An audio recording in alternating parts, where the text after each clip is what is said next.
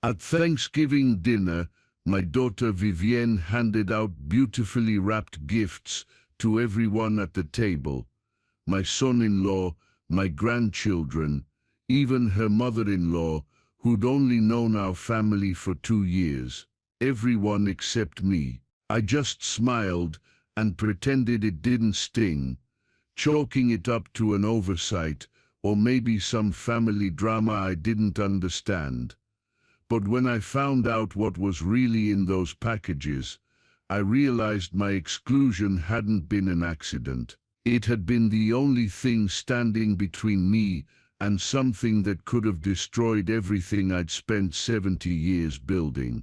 And that was just the beginning. Don't forget to subscribe to the channel and comment where you're watching from. The morning started like every Thanksgiving for the past 15 years. I woke up at 5:30 a.m. in our modest 2-story house on Maple Ridge Drive in Millbrook Heights, my internal clock refusing to acknowledge that retirement meant I could sleep in. Eleanor was already in the kitchen, her silver hair pinned back in the way she'd worn it since we were newlyweds, humming an old hymn while she prepped the turkey. At 70, I still felt capable enough to help, though my hands weren't as steady as they used to be when threading the twine around the bird. The diabetes had been manageable for 5 years now, but it served as a constant reminder that my body was keeping score of every indulgence, every missed medication, every moment of stress that sent my blood sugar climbing toward dangerous territory. "Reuben," Eleanor called from the pantry, "could you check if we have enough of those dinner rolls, the ones from Hendrick's Bakery?" I opened the freezer, counting the packages. "We've got 8 packages. That should feed an army, let alone our family. You know how Vivienne's children eat," she said, emerging with an armload of spices. "And this year we have Patricia joining us. Patricia Blackwood, my daughter's mother-in-law, a woman who'd inserted herself into our family traditions with the subtlety of a battering ram. She'd been widowed 3 years ago and had since appointed herself the matriarch of every gathering, despite the fact that Eleanor and I had been hosting Thanksgiving in this same dining room since 1987. The house smelled like sage and butter by the time our family started arriving. First came my son Marcus with his wife Delilah. Marcus worked as a mechanical engineer for Crawford Industries downtown, the same steady, methodical approach to life that he'd shown since childhood. Delilah taught 3rd grade at Riverstone Elementary and had that patient way about her that came from managing 28 8-year-olds every day. "Dad, you're looking good," Marcus said, though I caught the way his eyes lingered on my face, checking for signs of the fatigue that sometimes came with my condition. "How are your numbers been?" "Stable. Dr. Morrison says I'm doing better than most patients my age." Delilah kissed my cheek and handed Eleanor a covered dish. "Sweet potato casserole, the one with the pickins you like." They settled into the living room, Marcus immediately gravitating toward the television, where the pre-game show was dissecting the afternoon's football lineup. Normal, comfortable, the kind of Thanksgiving rhythm we'd perfected over decades. Then came the knock that changed everything. Vivienne arrived at exactly 2:15 p.m., which was 15 minutes later than she'd promised, but typical for our daughter who'd inherited my stubborn streak without any of my punctuality. She swept through the front door with an energy that filled the room like perfume, expensive, noticeable, and just slightly overwhelming. Sorry," she called, though she didn't sound particularly apologetic. Traffic on Highway 94 was absolutely insane. Behind her came her husband Gregory Ashworth, looking like he'd stepped off the cover of a business magazine in his perfectly pressed khakis and burgundy sweater. Gregory sold commercial real estate and had the kind of smile that never quite reached his eyes, especially when he was calculating the square footage and potential resale value of whatever room he happened to be standing in. Their children followed 12-year-old Sophia with her mother's auburn hair and her father's calculating gaze, and 9-year-old Timothy, who still possessed that boundless energy that makes adults simultaneously envious and exhausted. Finally, Patricia Blackwood made her entrance. At 68, she carried herself like royalty visiting the peasants, her steel-grey hair arranged in an elaborate style that probably took an hour to achieve and cost more than Eleanor spent on groceries in a month. She wore a navy blue dress with a brooch that caught the light every time she gestured, which was frequently. "Reuben," she said, offering her hand like I was supposed to kiss it. "Eleanor, what a lovely table." The dining room table had been extended with both leaves, dressed in Eleanor's good lace tablecloth, and set with the china we'd received as a wedding gift. Eleanor had arranged autumn leaves and small pumpkins down the center, flanked by pillar candles that cast a warm glow over the whole setting. "Thank you, Patricia," Eleanor replied, though I could hear the slight edge in her voice. Eleanor had never quite forgiven Patricia for the incident 2 Christmases ago, when she'd criticized Eleanor's pot roast loud enough for the entire dinner table to hear. We gathered around the table, falling into our usual spots through some unspoken family choreography. I took my place at the head, Eleanor to my right, Marcus and Delilah across from each other on one side. Vivienne sat to my left with Gregory beside her, the children squirming in their chairs next to their parents. Patricia had somehow maneuvered herself into the spot directly across from me, where she could maintain eye contact and offer commentary on everything from the temperature of the gravy to the way I carved the turkey. "Reuben, would you say grace?" Eleanor asked, as she had every Thanksgiving for 43 years. I bowed my head, aware of everyone else doing the same around the table. "Lord, we thank you for this gathering, for the food before us, and for the family around this table. We're grateful for our health, our blessings, and another year together. Amen." Everyone echoed, though I noticed Vivienne seemed particularly fervent, like she was putting extra emphasis on words that carried special meaning. The meal itself was everything Eleanor had worked toward for 3 days. The turkey was golden and moist, the stuffing perfectly seasoned, the cranberry sauce tart enough to make your mouth water in anticipation of the next bite. We passed dishes clockwise around the table, each person loading their plate with the familiar combination of flavors that meant Thanksgiving.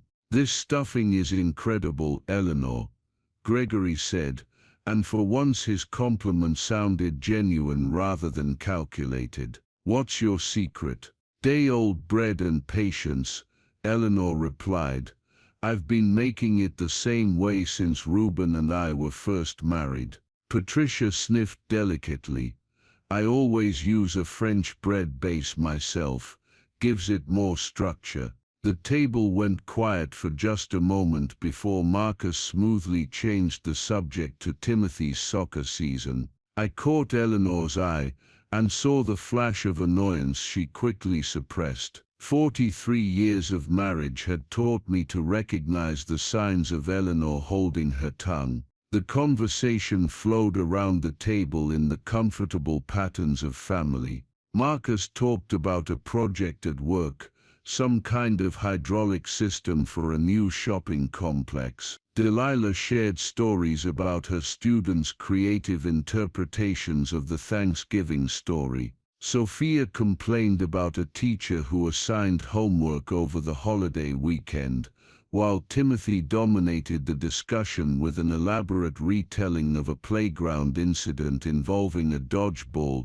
and what sounded like a minor diplomatic crisis among the fourth graders. I found myself watching Vivienne throughout the meal. She participated in the conversations, laughed at Timothy's stories, complimented Eleanor's cooking, but there was something underneath it all, a kind of nervous energy that reminded me of when she was 16 and had borrowed my truck without permission. She kept checking her phone, subtle glances that she probably thought no one noticed. "Work emergency?"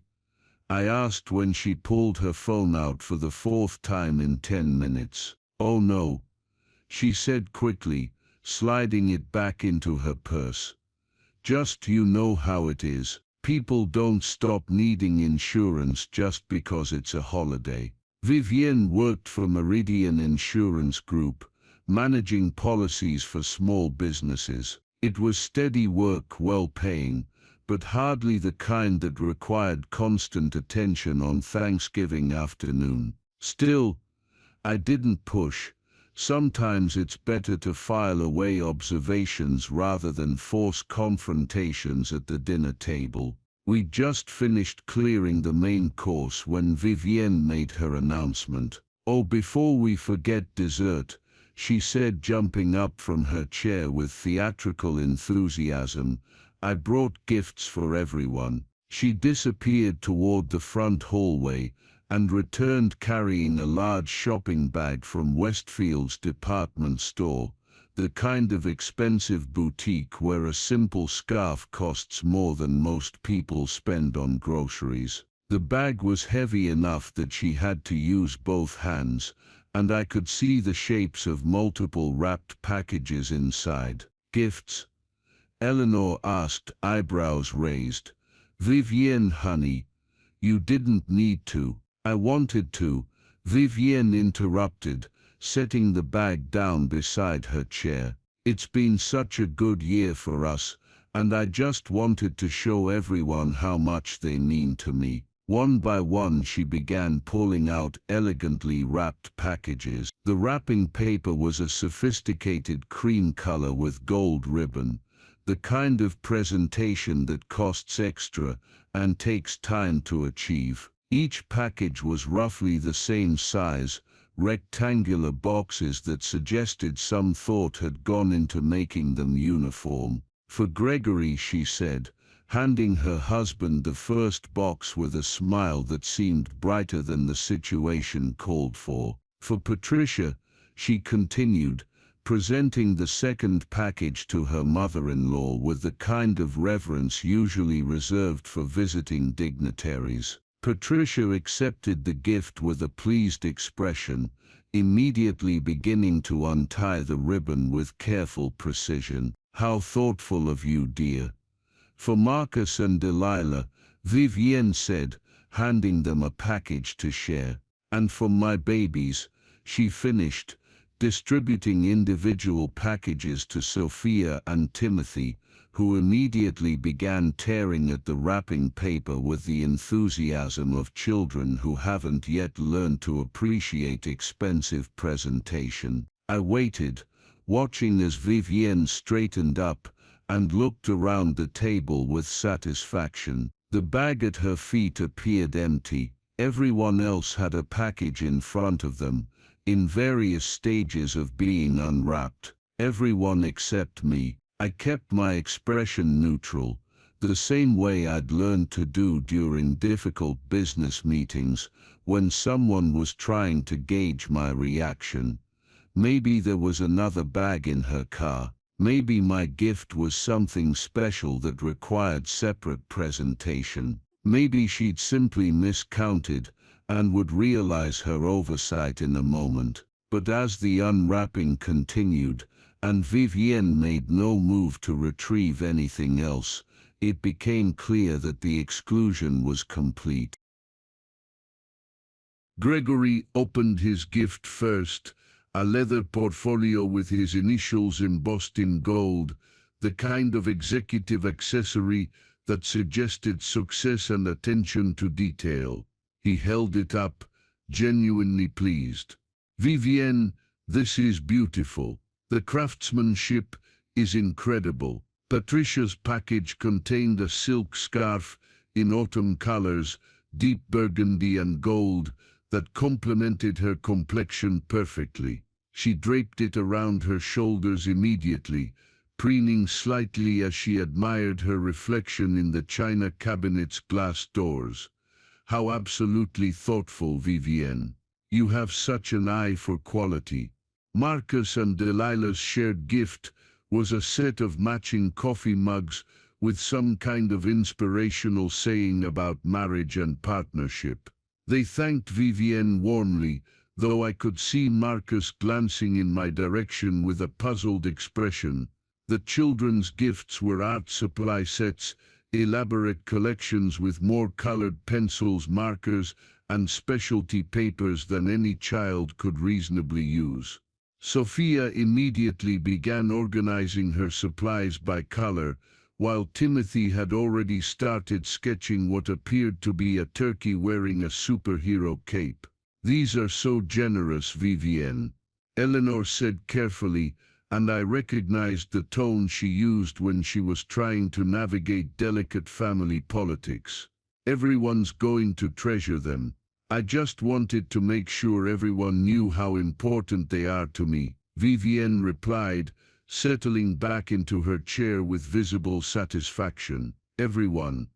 The word hung in the air like smoke from a candle that had just been blown out. I maintained my composure, years of business negotiations having taught me never to reveal my cards before I understood the game being played. But inside, questions were multiplying. Vivienne was many things, impulsive sometimes, dramatic when it suited her purposes, but she wasn't thoughtless. She'd been planning elaborate gift presentations since she was old enough to wrap presents herself. She made lists, kept budgets, coordinated wrapping paper and ribbon colors like a military operation. This kind of exclusion didn't happen by accident. Well, I said finally, reaching for my water glass, these are lovely gifts, very thoughtful. Marcus was still watching me, his engineer's mind probably running through the same calculations mine was. Delilah had that look teachers get when they're witnessing playground dynamics. They don't quite understand, but know they need to address eventually.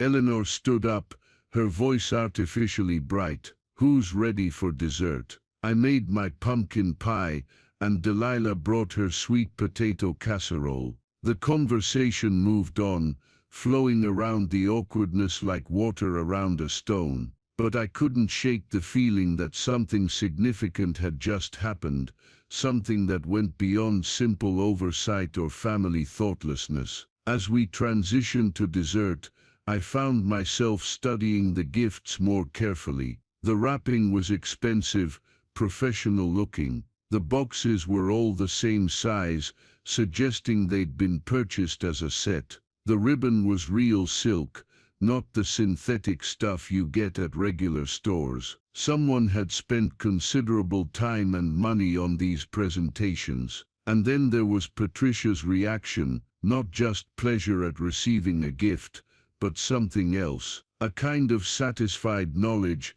like she'd been expecting this exact scenario to play out. During dessert, Vivienne continued her nervous phone-checking behavior. Twice I saw her screen light up with notifications that she glanced at quickly before sliding the device back into her purse. When Eleanor offered seconds on pie, Vivienne declined, claiming she was too full, though I'd noticed she'd barely touched her dinner. "Are you feeling all right, honey?"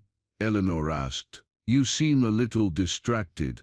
"Just tired," Vivienne said quickly. "It's been a busy week at work. You know how it is with end-of-year policies and renewals, but I'd been in business long enough to recognize when someone was lying about work-related stress. The tells were always the same, too many details, explanations that answered questions nobody had asked, and that particular kind of nervous energy that comes from keeping secrets. After dessert, the family scattered into the traditional post-Thanksgiving activities. Marcus and Gregory migrated to the living room for football, their conversation a comfortable mixture of game commentary and work talk. Delilah and Eleanor began the process of packaging leftovers, falling into the efficient rhythm of women who'd managed countless family meals together. The children took their new art supplies to the kitchen table,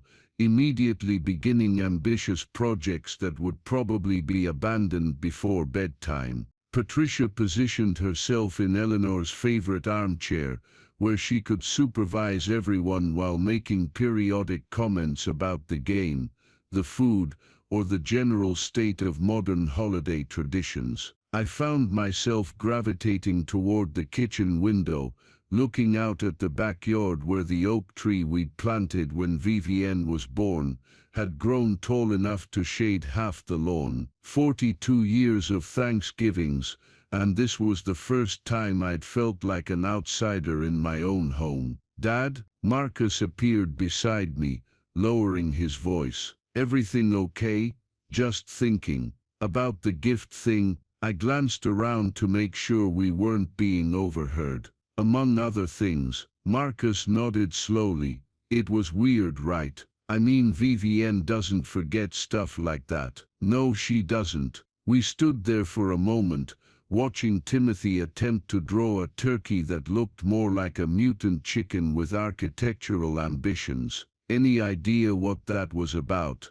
Marcus asked. "Not yet, but I intend to find out." The rest of the afternoon passed in the slow, comfortable way of holiday gatherings. Food was consumed, football was watched, children were alternately entertained and corralled. But underneath the normal rhythms of family time, I found myself cataloging details that didn't quite fit. Vivienne's continued phone monitoring, the way she kept glancing at Patricia, like they were sharing some kind of private communication, the expensive quality of gifts that seemed designed more for presentation than personal meaning, and that underlying nervous energy that never quite dissipated. Around 6 p.m., families began the traditional process of organizing leftovers and preparing to leave. Eleanor had packed enough food to ensure everyone would be eating turkey sandwiches for the next week,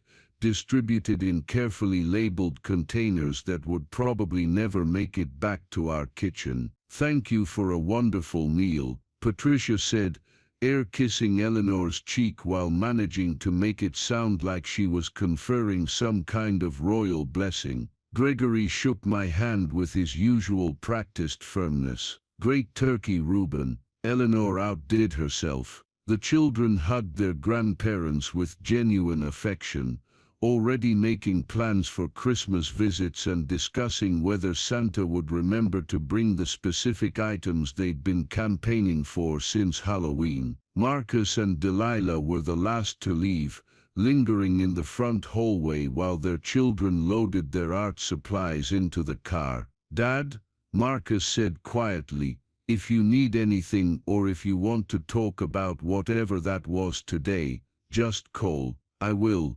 Delilah hugged me tightly. "You know we love you, right? Whatever's going on with Vivienne, it doesn't change that." After everyone left, Eleanor and I cleaned up in companionable silence. We'd developed an efficient system over the years. She washed, I dried, and we moved through the kitchen like dancers who'd been practicing the same routine for decades. "That was strange," Eleanor finally said, scrubbing the turkey platter with more force than was strictly necessary. "The gift thing, the whole evening, Vivienne was off, and Patricia looked like the cat who ate the canary every time I glanced in her direction." I dried the platter slowly, thinking, Vivienne's been planning this meal for weeks. She called you 3 times just about the side dishes. Someone that organized doesn't forget to bring a gift for one person.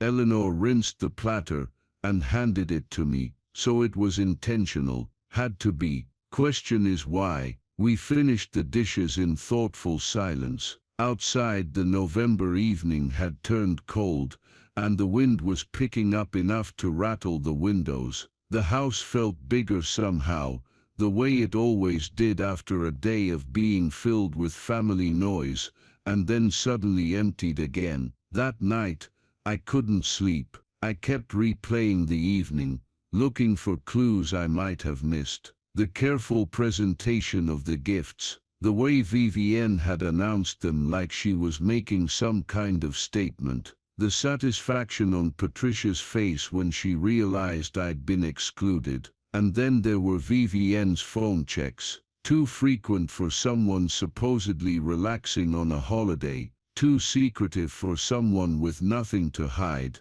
I got up around midnight and went to the kitchen for a glass of water. Through the window, I could see the street light casting long shadows across the front yard. Everything looked normal, peaceful, the way Millbrook Heights always looked after dark. But something was bothering me, something beyond the obvious slight of being excluded from the gift-giving. It was the uniformity of the packages, the same size, the same wrapping, the same expensive presentation, not like gifts that had been chosen individually for each person, but like a set that had been distributed according to some predetermined plan. I thought about Patricia's scarf, how perfectly it had matched her complexion and style. Gregory's portfolio, exactly the kind of professional accessory he'd appreciate. Even the children's art supplies, chosen with knowledge of their specific interests and skill levels. These weren't random gifts, they were carefully selected, purposefully chosen for each recipient, which meant my exclusion had been equally purposeful. I was still standing at the kitchen window when Eleanor appeared beside me, her hair in curlers and her face concerned. "Can't sleep either, just thinking." She took my hand, her fingers still bearing the faint scent of dish soap and turkey seasoning. "Want to talk about it? I think Vivienne excluded me on purpose. I just can't figure out why." Eleanor was quiet for a long moment, considering. "Maybe it has something to do with Patricia. Did you notice how they kept looking at each other?" I had noticed. The glances, the subtle nods, the way Patricia had seemed to know exactly what was happening before it happened. "You think they planned this together?" "I think something's going on that we don't understand yet. And I think tomorrow you should call Vivienne and ask her directly." But as I stood there in the dark kitchen, looking out at the quiet street, and thinking about my daughter's nervous energy and carefully wrapped packages, I had the uncomfortable feeling that calling Vivienne might not give me the answers I was looking for. In fact, I was beginning to suspect it might give me answers I didn't want to hear at all. The last thing I thought before finally heading back to bed was how Patricia had looked at me during that moment of exclusion, not with sympathy or embarrassment, but with something that looked disturbingly like anticipation, as if she'd been waiting to see how I'd react when I realized I'd been deliberately left out, as if my reaction was somehow important to whatever plan was unfolding. I fell asleep wondering what kind of plan required, observing how a 70-year-old man handled being snubbed at his own Thanksgiving table. I was about to find out that some exclusions aren't insults. Sometimes, they're warnings. The next morning came grey and cold, with the kind of November wind that strips the last leaves from the trees and reminds you that winter isn't asking permission to arrive. I was up before dawn, not by choice but because sleep had become impossible around 4 a.m., when my mind started replaying yesterday's events for what felt like the 100th time. Eleanor was still asleep when I made my way to the kitchen, moving quietly through the house that still carried the lingering scent of turkey and sage. I started the coffee and stood at the window, watching the street wake up. Mrs. Henderson from across the way was already out with her little terrier, both of them bundled against the cold. Normal morning activities in Millbrook Heights, where the biggest drama was usually someone forgetting to bring in their garbage cans. But nothing felt normal anymore. By the time Eleanor joined me, I'd already consumed 2 cups of coffee and made a decision that had been forming in my mind since I'd given up on sleep. "You're calling her today, aren't you?" Eleanor said, settling into the chair across from me with her own mug. She didn't need to specify who her was. "I need to understand what happened yesterday." Eleanor nodded, but I could see the worry lines around her eyes. "Just be prepared for the possibility that you might not like the answer." At 9 a.m. sharp, I dialed Vivienne's number. She answered on the 3rd ring, her voice carrying that slightly forced cheerfulness people use when they're not quite ready to face the day. "Dad, good morning. How are you feeling after yesterday? I hope you weren't too tired." "I'm fine, Vivienne. But I wanted to talk to you about Thanksgiving dinner." A pause, not long but noticeable. Was something wrong with the meal? I thought Eleanor outdid herself. "The meal was perfect. I'm calling about the gifts." Another pause, longer this time. When she spoke again, her voice had lost some of its artificial brightness. "What about them? You gave everyone a gift except me." I'm wondering if that was intentional. Silence stretched between us, filled only by the static of the phone connection. I could hear background noise from her end, what sounded like a television and possibly Gregory's voice in another room. "Dad, she started, then stopped. "Look, I've been meaning to call you about that. I realized after everyone left that I'd made a mistake. I had a gift for you, but I left it at home. I was so scattered yesterday, trying to coordinate everything." The explanation came too quickly, too smooth, like she'd been rehearsing it. "Vivienne, you've never been scattered about gifts in your life. You planned those presentations weeks in advance. People change, Dad. I've been under a lot of stress lately with work and the kids." "And what kind of stress?" Another pause. "Just general stress. Nothing specific." "Look, why don't I bring your gift by this weekend? I feel terrible about the oversight." I leaned back in my chair, watching Eleanor's face. She was listening to my side of the conversation, her expression growing more concerned by the minute. "What kind of gift is it?" I asked. "What do you mean?" "I mean, what did you get me? Was it the same as what you gave everyone else?"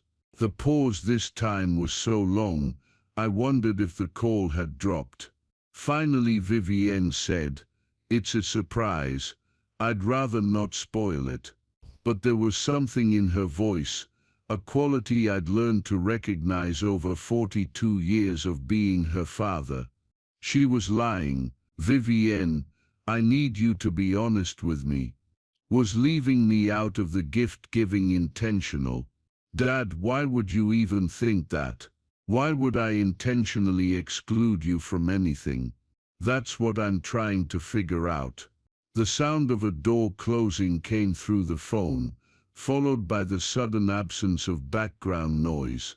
She'd moved to another room. "Dad, listen to me carefully." Her voice had changed, become more serious. "Sometimes things happen for reasons that aren't immediately obvious. Sometimes what looks like an insult is actually protection." My grip tightened on the phone. "Protection from what?" I can't explain everything right now, but I need you to trust me. Can you do that?" "Vivienne, you're scaring me." "I don't mean to. Just Just promise me you won't eat or drink anything that comes from someone outside the immediate family. Okay? Nothing from neighbors, nothing from acquaintances, nothing from anyone except Marcus or Eleanor or me. The kitchen suddenly felt colder. What are you talking about? Promise me, Dad. Vivienne, if there's something I need to know, promise me. The urgency in her voice cut through whatever walls I'd built around my growing anxiety. I promise, but you need to tell me what's going on. I will, soon, but not over the phone. And Dad, be careful around Patricia. The line went dead. I stared at the phone for a long moment before setting it down. Eleanor was watching me with an expression that mixed concern and fear. What did she say? I repeated the conversation word for word, watching Eleanor's face grow paler with each detail. Protection, Eleanor said slowly. She said the exclusion was protection, and she warned me about Patricia. We sat in silence for several minutes, the implications settling around us like dust after an explosion. Finally Eleanor spoke. Reuben, I think we need to take those gifts seriously, as evidence. Evidence of what? I don't know yet, but Vivienne was terrified just now.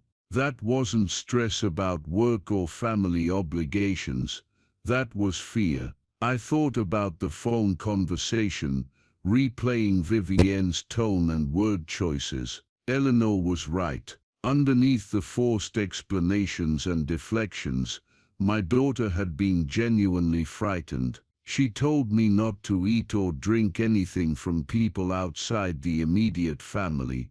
I said. Eleanor's hand went to her throat.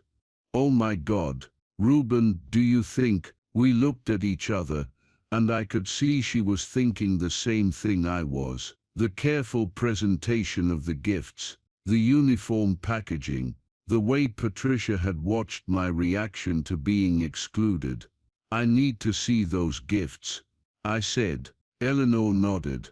Marcus still has his, and I think Delilah left theirs in the car last night. She mentioned wanting to show them to her sister today. I called Marcus first. He answered on the second ring, sounding like he was in the middle of getting ready for work.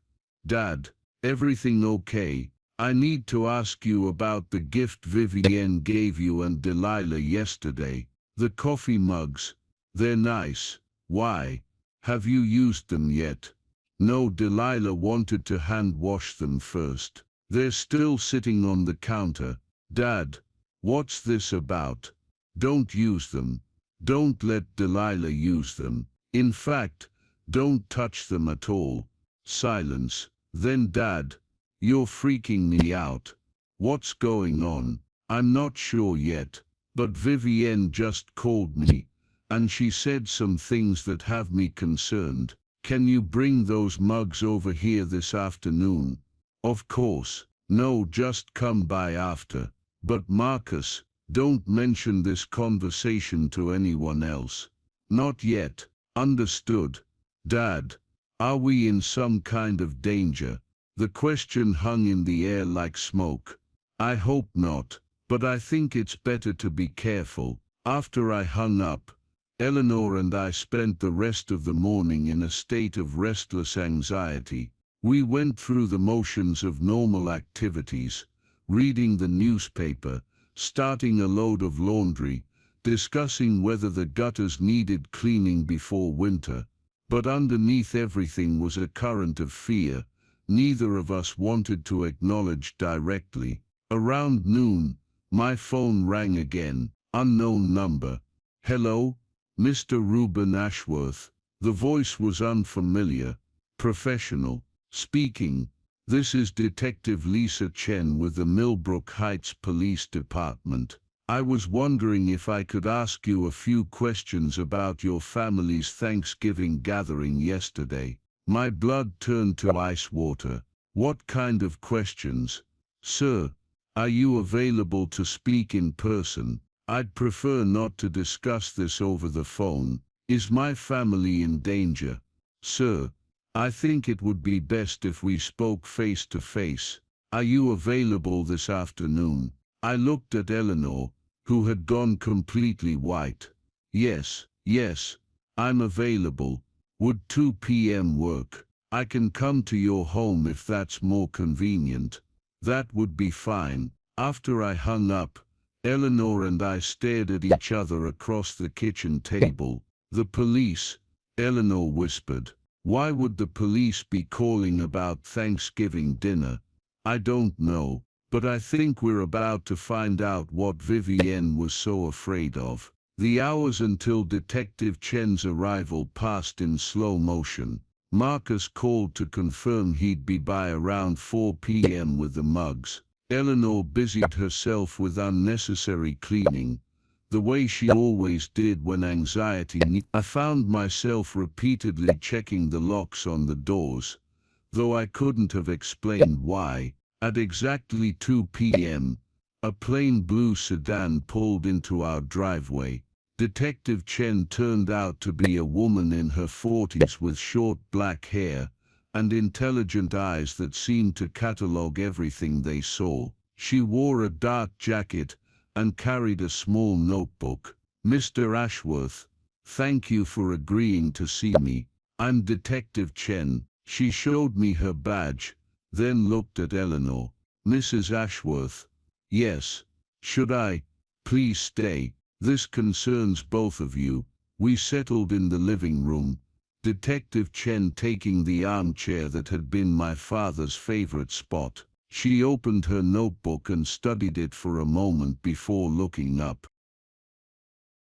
Mr. Ashworth, yesterday evening, we received a call from someone reporting suspicious activity related to your Thanksgiving gathering. Specifically, concerns about gifts that were distributed to family members. What kind of concerns? I asked, though I suspected I already knew. The caller believed that some of the gifts might contain harmful substances. We're treating this as a credible threat. Eleanor's hand found mine, gripping tightly. Who called you? Detective Chen consulted her notes. The caller identified herself as Vivienne Ashworth, your daughter. The room seemed to tilt slightly. Vivienne called the police. Last night around 11 p.m., she reported that she had reason to believe gifts she had distributed to family members might have been tampered with by a third party. She specifically requested that we contact you and advise that no one consume any food or beverages that might have been included in those gifts. I thought about my phone conversation with Vivienne that morning, her warnings about not eating or drinking anything from outside sources. She'd been trying to protect us. But from what? Detective, what kind of harmful substances are we talking about? We won't know until we can analyze the items in question, which is why I'm here. Do you still have any of the gifts that were distributed yesterday? My son is bringing some this afternoon. But Detective, I need to tell you something. I wasn't given a gift yesterday. Vivienne excluded me from the distribution. Detective Chen's pen stopped moving. You were excluded. Everyone else received a package except me. She made a note, then looked up. Mr. Ashworth, your daughter specifically mentioned that exclusion in her call. She said it was deliberate, to protect you from whatever was in those packages. The pieces were starting to form a picture, and it was more frightening than anything I'd imagined. She knew the gifts were dangerous. According to her statement, she suspected they might be. She wasn't certain, which is why she called us rather than trying to handle it herself. Eleanor leaned forward. Detective, who would want to harm our family? And why? That's what we're trying to determine. Mrs. Ashworth, your daughter mentioned someone named Patricia in her call. Patricia Blackwood, my daughter-in-law's mother, Eleanor said. She was at dinner yesterday. What can you tell me about her relationship with your family? Eleanor and I exchanged glances. It's complicated, I said finally. She's been part of our gatherings for a few years since her husband died, but she's never seemed particularly fond of our family traditions. Has she ever expressed hostility toward you specifically? I thought about Patricia's behavior the previous day, the satisfied look when she realized I'd been excluded from the gift-giving. Not directly, but yesterday, she seemed pleased that I hadn't received a gift. Detective Chen made more notes. Mr. Ashworth, I need to ask you directly, do you have any reason to believe that Patricia Blackwood might wish you harm? The question hung in the air like a challenge. Did I? Looking back over the past few years, I could remember moments of tension, comments that seemed designed to undermine or embarrass me, but wanting to harm me physically. I don't know, I said honestly. Until yesterday, I would have said no. But now you're not sure. Now I'm terrified. I admitted. Detective Chen closed her notebook and leaned back in the chair. Mr. Ashworth, Mrs. Ashworth, I need you to understand that we're taking this very seriously. Until we know what we're dealing with, I'm going to recommend that you avoid contact with anyone who was present at yesterday's gathering, except for your immediate family. What about Vivienne? Eleanor asked. Your daughter has been very cooperative. She's coming in tomorrow to give a formal statement. In the meantime, when your son arrives with those gifts, please don't handle them directly. We'll need to collect them as evidence. After Detective Chen left, Eleanor and I sat in stunned silence. The house felt different somehow, like a place where terrible things might happen instead of the safe haven it had been for 43 years. Reuben, Eleanor said quietly, what if Vivienne hadn't excluded you? What if you'd received one of those packages? I thought about the careful presentation, the expensive wrapping, the way everyone had been so pleased with their gifts. If I'd received a similar package, I would have opened it immediately, probably consumed whatever was inside without a second thought. I don't know, I said, but I think Vivienne saved my life. When Marcus arrived at 4 p.m., he brought the coffee mugs in a paper bag, handling them carefully, and wearing latex gloves he'd apparently borrowed from Delilah's first aid kit at school. I called Detective Chen like you asked, he said, setting the bag on the kitchen counter. She's sending someone to collect these tonight. The three of us stood looking at the bag like it contained explosives. In a way, maybe it did. Dad, what's this really about? Marcus asked. I told him about Detective Chen's visit, about Vivienne's phone call to the police, about the suspicions surrounding Patricia. With each detail, Marcus's expression grew more grim. So you think Patricia somehow tampered with gifts that Vivienne was planning to give all of us? It's the only explanation that makes sense. Vivienne planned the gift-giving, but Patricia had access to the packages somehow, maybe while they were in Vivienne's car, or at her house. Eleanor was standing by the window, watching the street. She would have needed time alone with them, and knowledge of what Vivienne was planning. Vivienne and Patricia have been talking more lately, Marcus said slowly. Delilah mentioned it a few weeks ago, something about Patricia helping Vivienne plan some kind of surprise for the family. The words hit me like a physical blow. A surprise for the family. Oh God, Eleanor whispered. She was helping plan Thanksgiving. She knew about the gifts in advance. We looked at each other, the full scope of the betrayal becoming clear. Patricia hadn't just taken advantage of an opportunity. She'd been planning this, working with Vivienne unknowingly to create the perfect scenario for whatever she'd intended to do. But why? Marcus asked. What reason would she have to want to hurt us? That was the question that would keep me awake for many nights to come. Because until I knew why Patricia Blackwood wanted to harm my family, I couldn't be sure the danger was over. As evening fell and we waited for the police to collect the evidence,